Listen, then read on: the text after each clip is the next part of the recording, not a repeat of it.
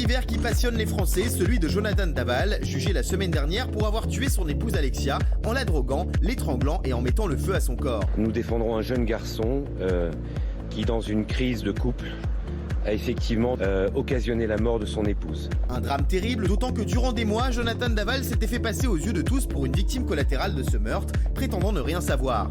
Cette plénitude me manquera terriblement. Un acte barbare et une trahison qui a attisé la haine autour de Jonathan. Il a été condamné samedi à 25 ans de réclusion sans peine de sûreté. Un jugement qu'il a accepté et auquel il ne souhaite pas faire appel. C'est à la hauteur de notre souffrance et ça va nous permettre de tourner une page.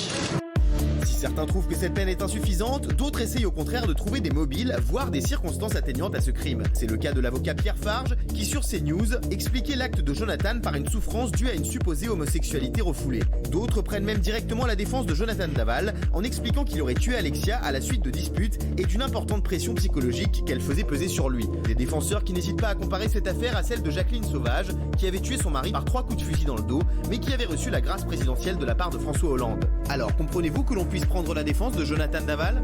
L'avocat Pierre Farge et Tony Arpin, le psychologue de Jonathan, sont sur notre plateau pour nous éclairer sur ce personnage si mystérieux.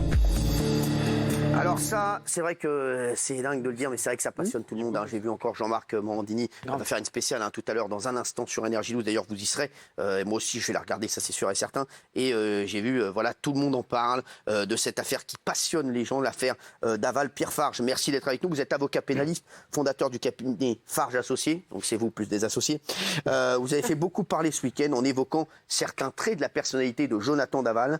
Est-ce que vous comprenez que certaines personnes puissent défendre Jonathan Daval, voilà, par le simple fait que nous ne connaissons pas le mobile qui a motivé cette personne à tuer sa femme? Écoutez, chacun pense ce qu'il veut. Dans un procès pénal, l'important, c'est que le délibéré satisfasse d'abord aux parties, c'est-à-dire à la défense et surtout aux parties civiles, aux victimes. Dans le cas de Daval, tant la famille d'Alexia que Jonathan Daval était apparemment satisfait du verdict. Ils n'interjetteront pas appel. 25 ans de prison. 25 ans, oui, ce qui en réalité veut dire qu'il fera à peu près 15 ans, compte tenu des aménagements de peine et de la détention provisoire qu'il a déjà fait depuis 2017. Dans 15 ans, à mon avis, il sera sorti de prison. Alors, il y a plein de gens qui prennent sa défense, qui disent qu'il a eu une enfance compliquée, voilà, que son profil psychologique, on va en parler dans un instant, est compliqué, ce que dit Tony Arpin. Est-ce que vous Nicolas Pernicot, par exemple, vous ne comprenez pas qu'on puisse le défendre? Ah mais je ne comprends absolument pas qu'on aille rechercher la raison pour laquelle il en est arrivé à réaliser ce crime. Enfin, je veux dire, il a quand même tué une femme. Il l'a tué en plus dans des circonstances incroyables. Comment aujourd'hui on peut aller faire une recherche ou essayer de disculper, d'aller raconter qu'il aurait une homosexualité vraisemblablement refoulée, ce qui pourrait expliquer. Je ne comprends pas pourquoi on dit ça toute la journée sur les chaînes d'information. Oui. Ça n'excuse rien. Ça permet peut-être de mieux comprendre. La famille d'Alexia reste quand même sur sa faim aujourd'hui. On a l'impression que toute la vérité n'a pas été dite. Mais vous avez dit... Est-ce que vous lui trouvez des circonstances atténuantes? Parce que... Non, tout l'enjeu d'un procès pénal, c'est pas de chercher à charger ou à atténuer, c'est d'essayer de comprendre. Moi, j'ai tout simplement posé la question publiquement. Il se trouve que ça a fait beaucoup de polémiques et il y a beaucoup de gens qui partageaient mon avis. Mais l'homosexualité n'est ni une gloire ni une tare. Ça ne vient pas excuser, mais ça permettrait peut-être d'expliquer cet acte irréparable. Qu'est-ce que vous pensez de l'hypothèse d'un homme soumis qui souffrait de sa relation?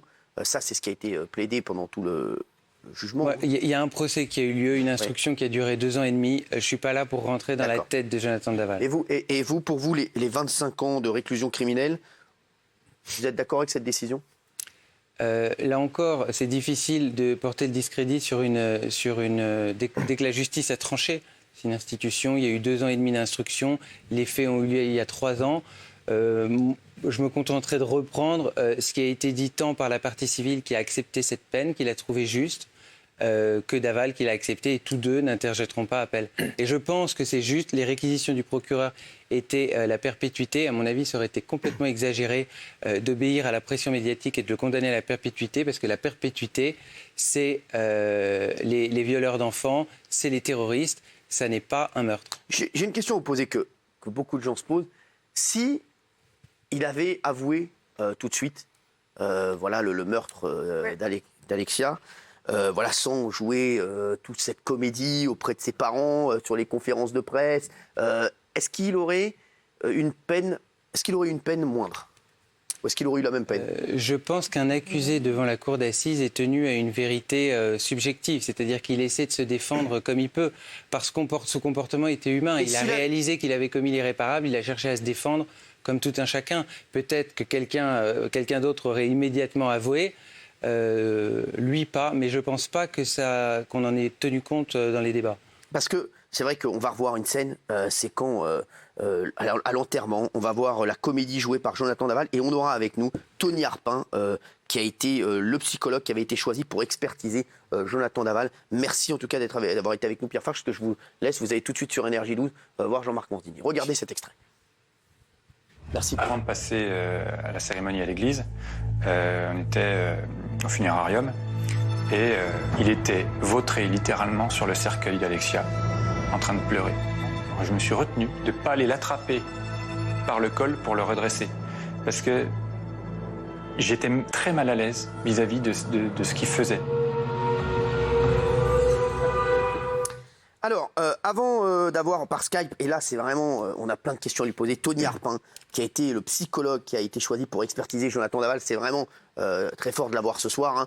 Vous, Guillaume Janton, vous pouvez comprendre. Évidemment, c'est impardonnable ce qu'a fait Jonathan Daval, mais c'est important de chercher en tout cas à lui trouver des circonstances atténuantes. Moi, je suis un fan de Faites entrer l'accusé. Dans chaque épisode de Faites entrer l'accusé, quelle que soit la gravité des faits, que ce soit des meurtres ou pas, il y a toujours un passage où on essaie de comprendre la vie du tueur. Qu'est-ce qui l'a amené à devenir comme ça? Et en l'occurrence, Jonathan Daval, il a été handicapé quand il était jeune, il était sourd d'une oreille droite, il avait de graves problèmes d'asthme, et lui, il met en avant, dans sa défense, le fait qu'il aurait été frappé par sa femme à certains moments. Je pense notamment à l'affaire Jacqueline Sauvage, qui, en apparence, est une femme coupable puisqu'elle a tué son mari, et en réalité, alors, elle est victime. Je vais vous dire. Ah non, mais ça, c'est plus vraiment, compliqué que ça. Comparé à Jacqueline Sauvage. C'est un parallèle. Mais ça, c'est inadmissible. Non, mais moi, j'en ai vu plein comparer ces deux histoires. Pour moi, non, mais moi, c'est pas mon avis, mais c'est un parallèle qui est fait. On en a parlé dans le sujet. C'est fait par de nombreuses personnes. Ce que je veux dire, c'est qu'en apparence, quelqu'un peut être coupable. Et là, c'est le cas. Il l'a reconnu. Il va être emprisonné, et c'est normal. Mais c'est normal de vouloir chercher plus loin, parce que nous, on regarde ça comme une série criminelle, comme un feuilleton criminel familial, et on dit lui, c'est un méchant, il doit aller en prison, il doit mourir. Il y a aussi la vie d'un homme derrière, et c'est normal de s'intéresser de près aux détails de l'affaire. Mais si, c'est normal de vouloir savoir. Il y a quand même quelque chose que je comprends pas, c'est que la question, c'est est-ce qu'on peut comprendre qu'on prenne sa défense? Il y a une différence entre prendre la défense de quelqu'un et trouver ça légitime qu'il y ait des circonstances atténuantes. Ça s'appelle les circonstances atténuantes. Non, mais c'est pas la défense. Mais les circonstances atténuantes, ça veut pas dire qu'on croit qu'on prenne sa défense. C'est atténuer sa culpabilité. Non, c'est pas atténuer sa culpabilité, je suis désolée. Alors, il est évident qu'il l'a massacrée, qu'elle a agonisé, qu'il l'a brûlée et qu'en plus il a menti. Donc effectivement, moi je suis pas là pour commenter une décision de justice. En revanche, je trouve que c'est intéressant malgré tout de réfléchir à comment la justice est rendue. Il y avait un magistrat qui était un homme, il y avait ses deux assesseurs qui étaient un homme et une femme, et la défense de Jonathan, d'Alexia donc avait demandé à ce que les jurés soient toutes des femmes. Et en fait, quand donc vous savez, on vote. Et on nomme une personne, et quand il y avait des hommes qui arrivaient, ils disaient non, nous on veut pas un homme, on veut une femme. Et donc à la fin, il y a eu donc 5 femmes et un homme. Donc je me demande, en fait, si vous voulez, en tout il y avait 9 personnes, et sur les 9 personnes, il y avait 6 femmes et 3 hommes. Et donc comme si la défense, si vous voulez, d'Alexia voulait absolument que ce soit des femmes qui jugent ce crime. Et je pense que moi, c'est quand même une question, c'est-à-dire est-ce que la justice doit être rendue par des femmes quand c'est des crimes de femmes? Voilà, je trouve ça bizarre. D'abord, premier point, la justice, elle est passée. Il a pris pour sa peine de 25 ans, là, dans 15 ans, il est dehors. La famille est d'accord, donc elle a fait pas appel. Donc ça, premier point. Ça, après, nous, on n'a pas à s'en mêler. Deuxième point, pour répondre à Guillaume, il dit la vie d'un homme. Mais la vie d'une femme qui est morte aussi. Elle n'existe plus. On parle même plus de sa vie. Il est condamné pour ça. Oui, mais c'est ça qui est dérangeant. La vie d'un homme parce qu'il était sourd, il entendait mal d'une oreille, il avait 6 à une oreille, 10 à une autre. Alors l'enfance. Ça n'explique pas. Alors tous les gens qui ont des enfances difficiles, ils vont s'amuser à prendre leur femme, à la mettre en survêtement, parce qu'on parle de la préméditation là-dedans. Moi, c'est beaucoup de choses qui me dérangent. Il l'a mis en survêtement, il lui a mis des baskets pour faire croire qu'elle était au jogging. Et il l'a brûlé comme si c'était un objet, comme si c'était un matériel. Comme si c'était une voiture volée. Alors on va avoir. On a Tony Arpin avec nous par Skype. Ah bon, ça.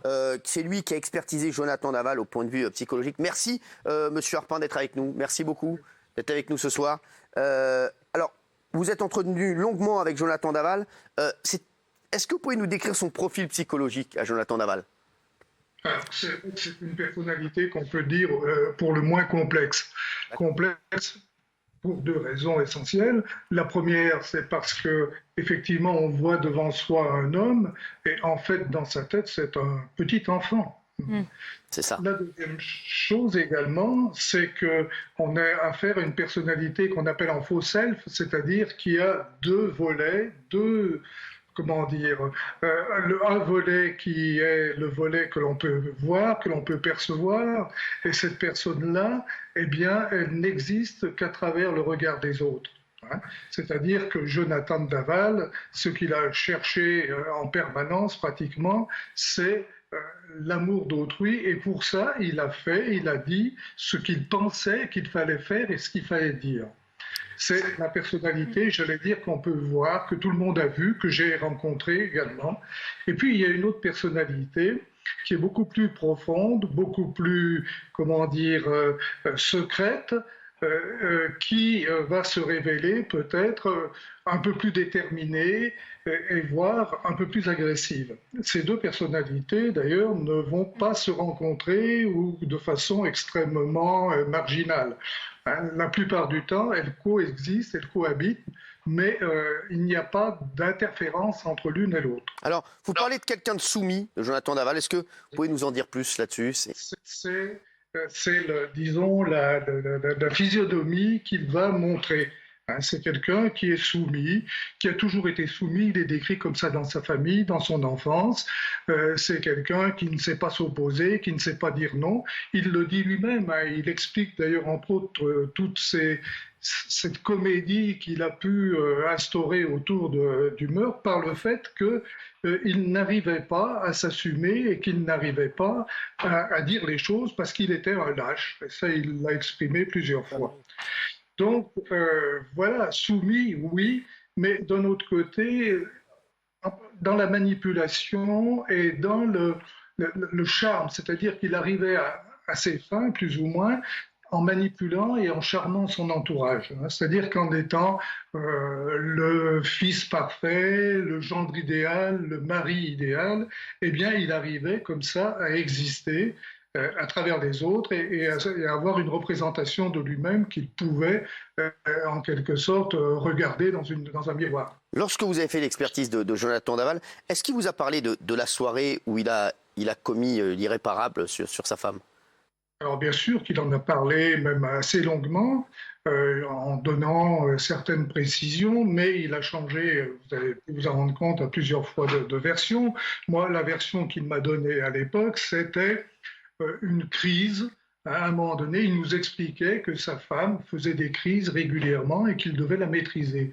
Et que ce soir-là, elle a fait une crise plus importante qu'à l'ordinaire, qu'il a voulu la maîtriser et que là, l'accident s'est produit, c'est-à-dire qu'en la maintenant, eh bien, il s'est aperçu qu'il lui avait donné la mort. D'accord.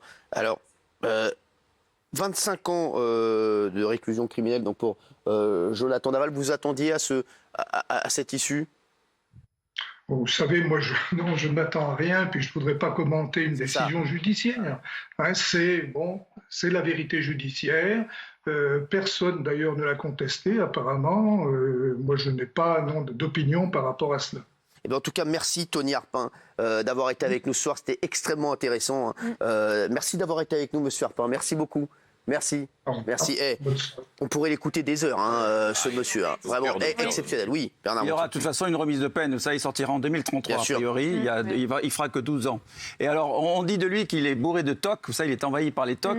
Et en fait, dans sa cellule, on appelle sa cellule à lui propre la maison de Barbie. Tout le monde se moque de lui.